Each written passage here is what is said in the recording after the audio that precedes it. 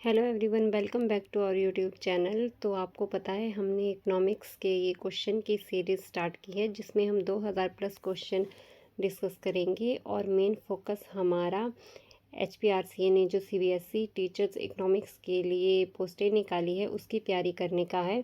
अगर आप सेट की तैयारी भी कर रहे हैं या नेट की तैयारी भी कर रहे हैं इकोनॉमिक्स में, तो आपके लिए भी ये वीडियो इम्पॉर्टेंट रहने वाला है। तो चलिए आज का फर्स्ट क्वेश्चन हम देखते हैं।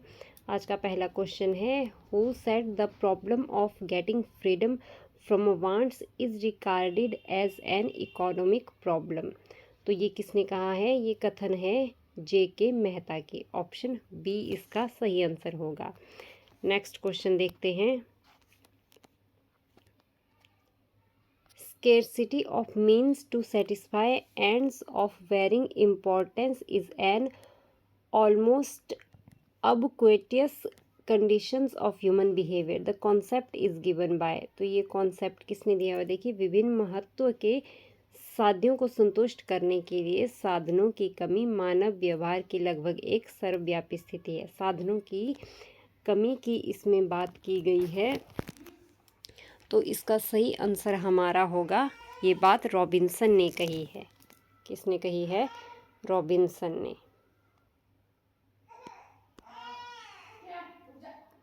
रॉबिन्सन ने स्केर्सिटी डेफिनेशन भी दी है इकोनॉमिक्स की, उसको भी आप याद रख सकते हैं। नेक्स्ट क्वेश्चन देखेंगे, the growth oriented definition of economics given by. तो ग्रोथ ओरिएंटेड डेफिनेशन इकोनॉमिक्स की किसने दी है? ये दी है सैमुअल्सन ने। ऑप्शन ए इसका सही आंसर होगा, growth oriented Samuelson. Next question देखेंगे,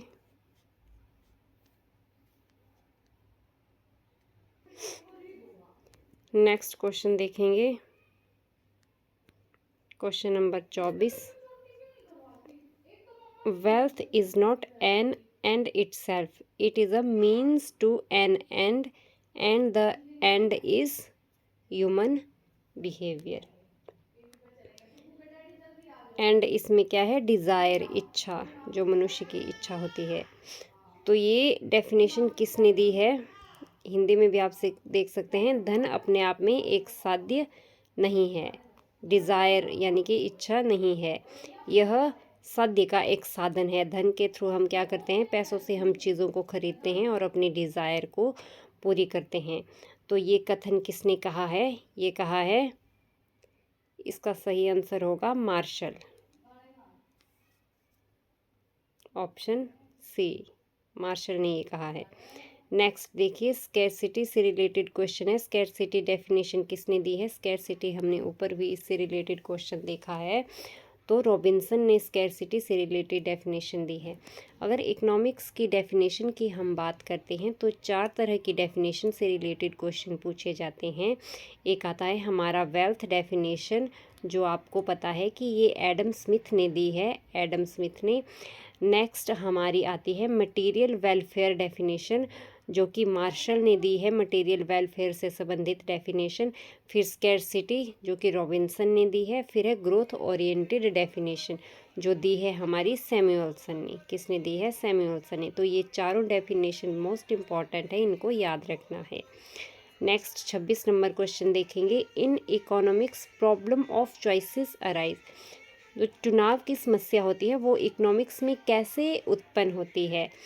needs of urgent in nature, resources are given by nature, resources have alternative uses, या रिसोर्सेज आर गवर्नमेंट पोजेशन। तो इसका होगा ऑप्शन सी, रिसोर्सेज के हमारे अल्टरनेटिव यूजेस होते हैं। तो जब अल्टरनेटिव यूजेस होते हैं तो हम उसमें चॉइस कर सकते हैं कि हमने किस रिसोर्सेज को किसके उत्पादन में प्रयोग करना है।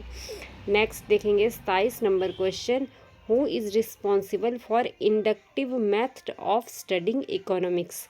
तो इंडक्टिव मेथड के लिए जर्मन हिस्टोरिकल स्कूल को इम्पॉर्टेंट माना जाता है। याद रखना है, inductive method German historical school.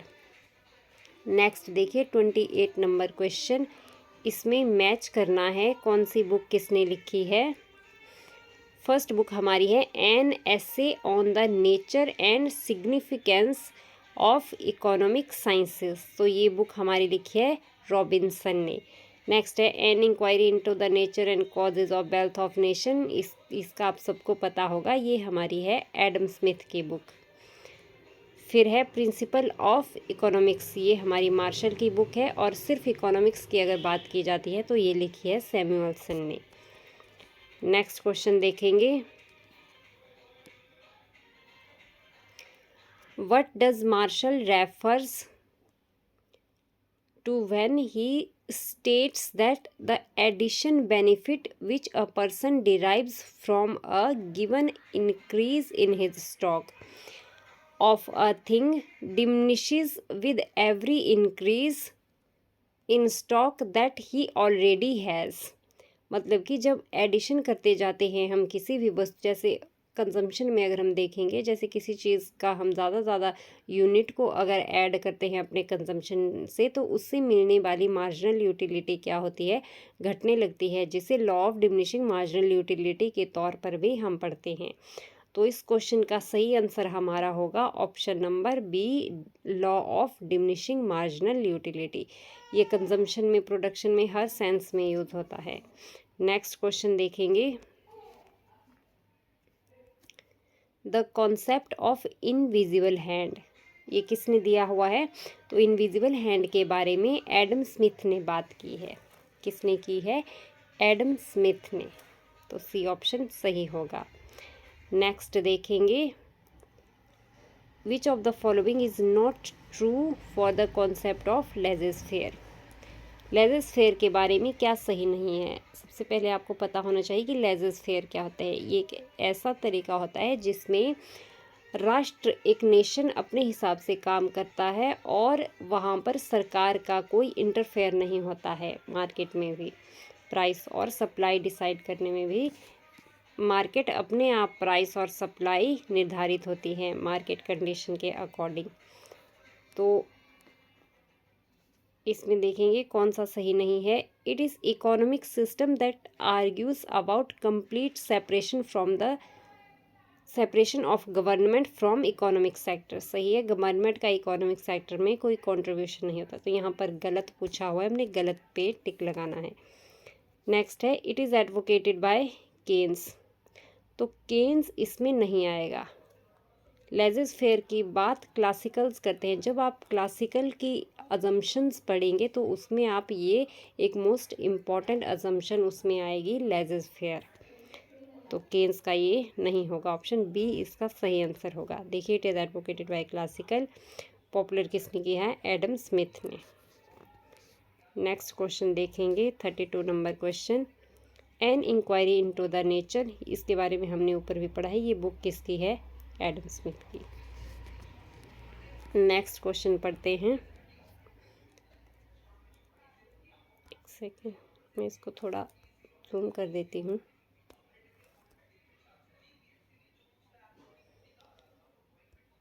देखिए, micro economics study the, micro economics में हम क्या पढ़ते हैं, इंडिविजुअल यूनिट के बारे में। अगर फर्म के बारे में पढ़ेंगे तो इंडिविजुअल फर्म के बारे में पढ़ेंगे, प्रोडक्शन के बारे में पढ़ेंगे तो एक पर्टिकुलर गुड के प्रोडक्शन के बारे में पढ़ेंगे। तो इसमें देखिए, इसमें क्या स्टडी की जाती है, monetary policy, physical policy, unemployment या फिर कंज्यूमर बिहेवियर। तो इसमें हम पढ़ते हैं कंज्यूमर बिहेवियर को। आपने देखा होगा माइक्रो में हम consumer behaviour, producer behaviour, theory of distribution में हम क्या पढ़ते हैं, रेंट थ्योरी पढ़ते हैं, प्रॉफिट थ्योरी के बारे में हम पढ़ते हैं, वेलफेयर इकोनॉमिक्स के बारे में हम माइक्रो इकोनॉमिक्स में पढ़ते हैं।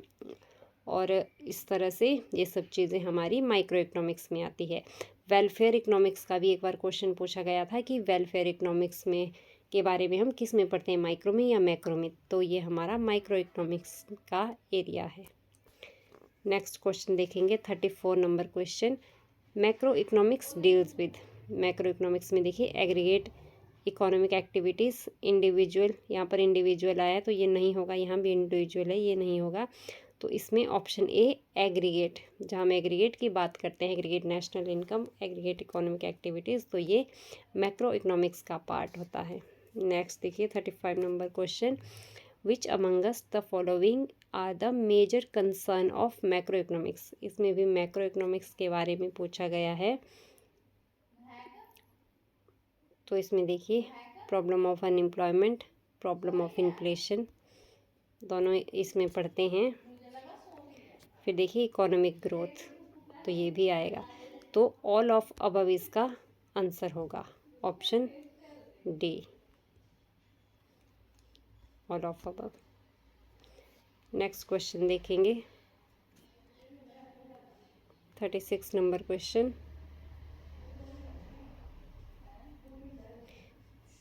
इस क्वेश्चन को हम छोड़ देते हैं, नेक्स्ट क्वेश्चन देखेंगे।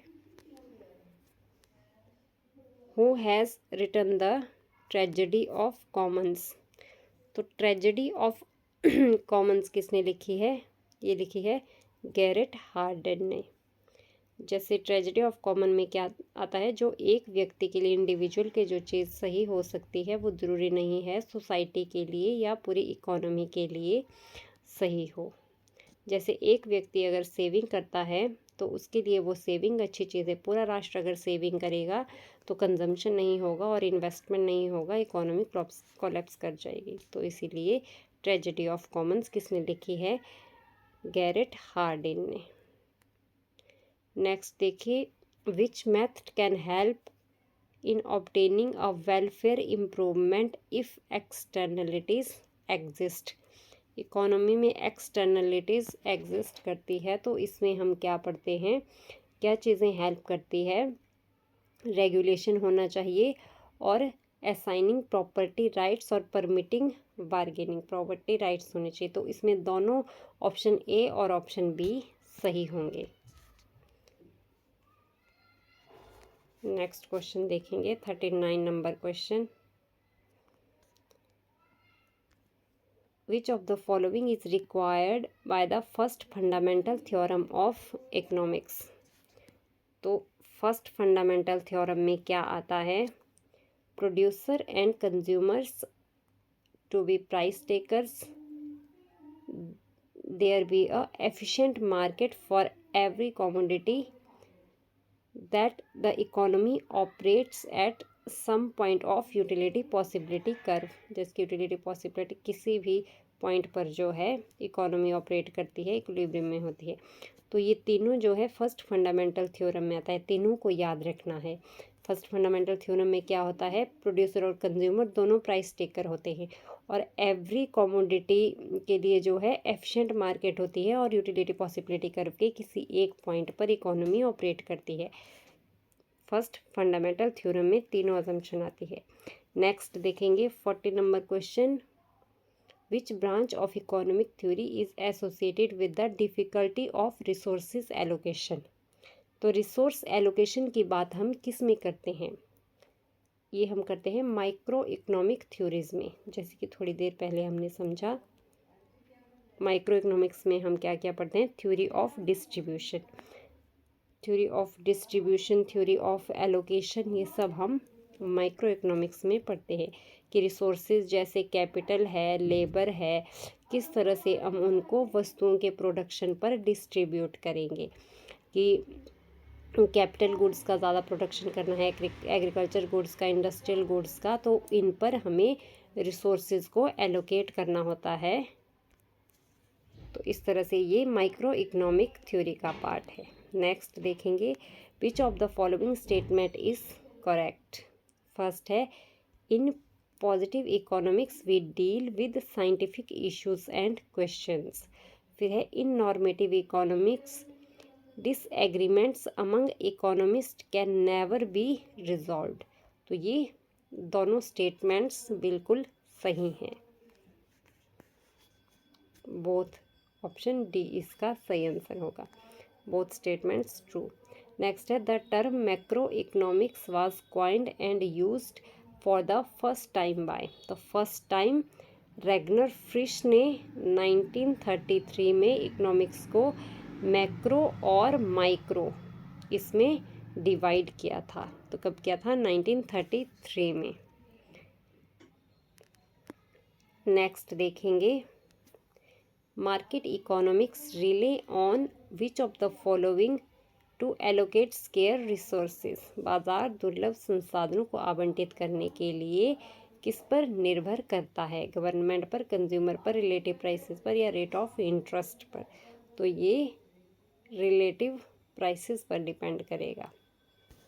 किस पर करेगा? रिलेटिव प्राइसेस पर। देखिए स्केर्सिटी जब इकोनॉमी में होती है तो हम क्या करते हैं, उसको डिवाइड कर देते हैं, एलोकेट किया हुआ है स्केर्सिटी की वजह से, तो रिलेटिव प्राइसेस इसमें आंसर आएगा।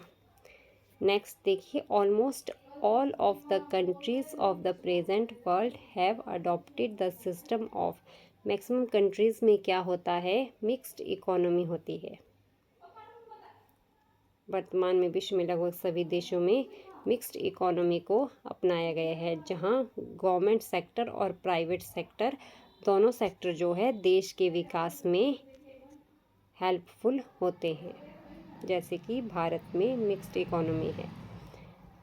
नेक्स्ट है बेसिस क्वेश्चन, एक सेकेंड। अब देखिए नेक्स्ट क्या है हमारा, basic questions in economics as a subject centre around. तो इकोनॉमिक्स के इर्द गिर्द कौन से क्वेश्चन घूमते हैं?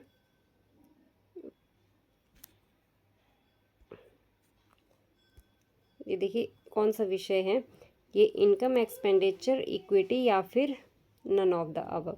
तो इकोनॉमिक्स में ये सब चीज़ें तो हम पढ़ते हैं, लेकिन यहाँ पर बेसिक विषय के बारे में पूछा गया है। किसके बारे में पूछा गया है? बेसिक। तो बेसिक क्वेश्चन जो है, तो बेसिक तरीके से हम इकोनॉमिक्स में क्या पढ़ते हैं, इसमें हम पढ़ते हैं स्केर्सिटी के बारे में, कि रिसोर्सेज स्केयर है, हमारी इनकम स्केयर है। इनकम स्केयर होने की वजह से हम क्या करते हैं? चॉइस करते हैं, हमारे पास चॉइस की समस्या आती है। रिसोर्सेज स्केयर होने की वजह से हम अल्टरनेटिव यूजेस जो उत्पादन के प्रोडक्शन के लिए हम अल्टरनेटिव यूज़ के लिए यूज़ कर सकते हैं, तो हम चूज़ करें हमने कौन सा प्रोडक्शन करना है। इसी तरह से अगर हम कंज्यूमर की बात करेंगे तो कंज्यूमर भी अपनी लिमिटेड इनकम से अपनी अनलिमिटेड वांट्स जो उसकी होती है उस पर चॉइस करता है कि उसने किस वस्तु को खरीदना है और किस वस्तु को छोड़ना है। तो मेन चीज़ ये आएगी, ये सब इकोनॉमिक्स में पढ़े जाते हैं, बट बेसिक क्वेश्चन इन चीज़ों से रिलेटेड नहीं होते हैं। नेक्स्ट देखिए,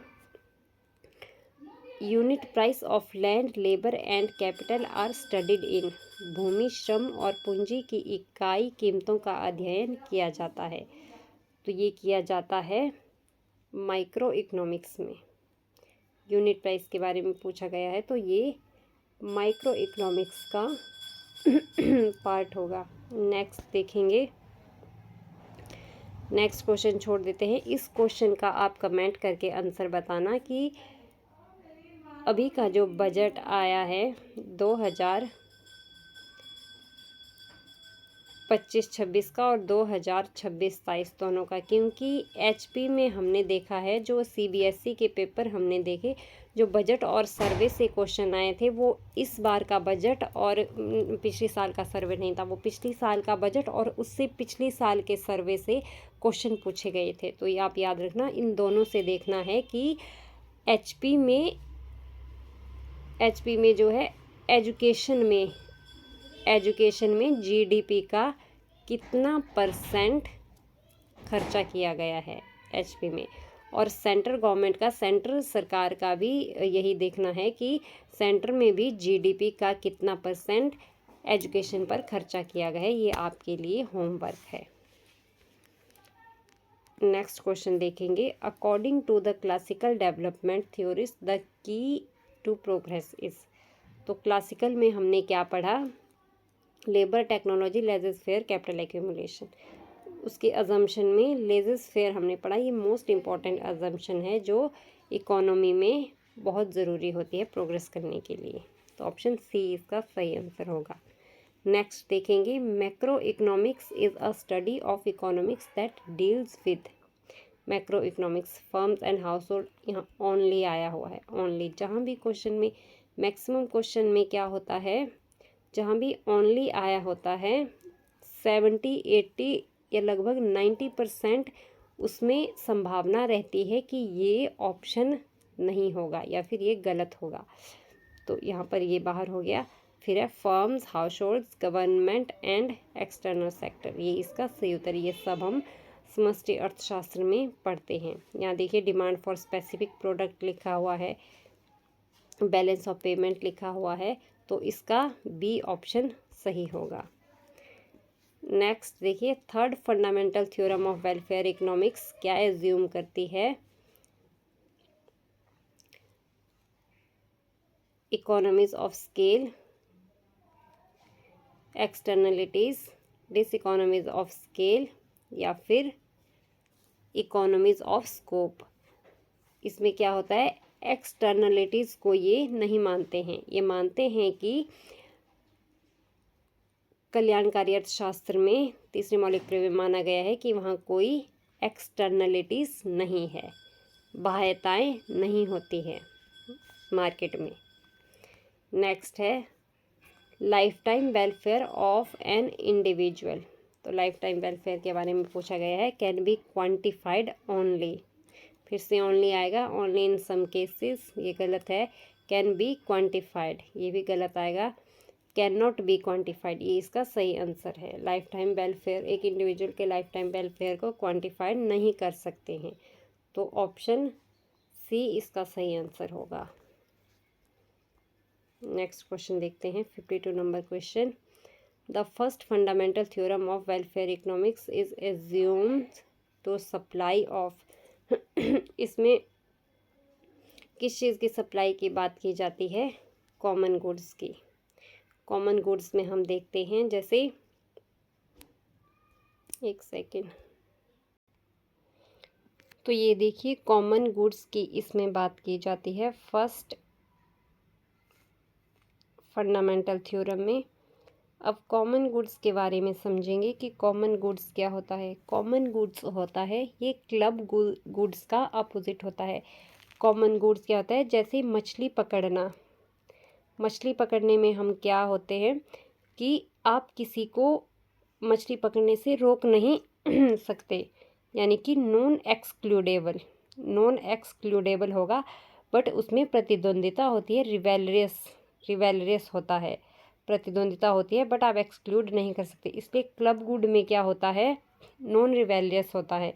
जैसे क्लब गुड में हमें एग्जांपल लेते हैं, जैसे केबल कनेक्शन का, अगर आपने अपने घर में केबल कनेक्शन लगाया है तो वो आप किसी से प्रतिद्वंदिता नहीं कर रहे हैं, बट आप एक्सक्लूड कर सकते हैं किसी दूसरे को उसका कंजम्पशन करने से। किसी दूसरे को आप अपने घर में वो टीवी देखने से मना कर सकते हैं कि वो आपके उसका फ़ायदा नहीं उठा सकता है, ना ही आप दूसरे को वहाँ से केबल कनेक्शन दे सकते हैं, उसको भी बाहर कर सकते हैं।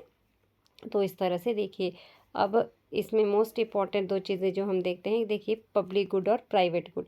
तो पब्लिक गुड क्या होता है, इसमें नॉन रिवेलरियस और नॉन एक्सक्लूडेबल होती है, और प्राइवेट गुड्स क्या होती है, प्राइवेट गुड्स रिवेलरियस और एक्सक्लूडेबल दोनों अजम्पशन इसमें आती है। नेक्स्ट क्वेश्चन देखेंगे, मेन्यू कॉस्ट के बारे में बताया गया है, पूछा गया है मेन्यू कॉस्ट या फिर इसको स्टिकी प्राइस भी कहा जाता है, ये किससे रिलेटेड है? तो ये हमारा आएगा न्यू केन्जियन इकोनॉमिक्स से रिलेटेड। किससे रिलेटेड होगा? न्यू केन्जियन इकोनॉमिस्ट, याद रखना है। नेक्स्ट देखेंगे, मैच करने वाला क्वेश्चन अगला हमारा है मिल्टन फ्रीडमैन। तो मिल्टन फ्रीडमैन आपको पता है किससे रिलेटेड है? मोनेटरिज्म से related.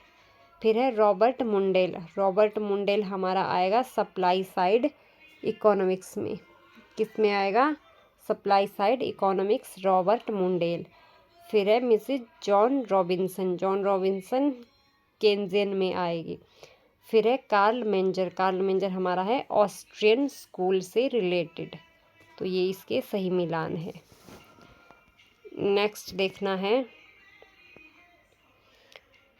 In Marshallian utility analysis the price of a commodity is determined by dash utility.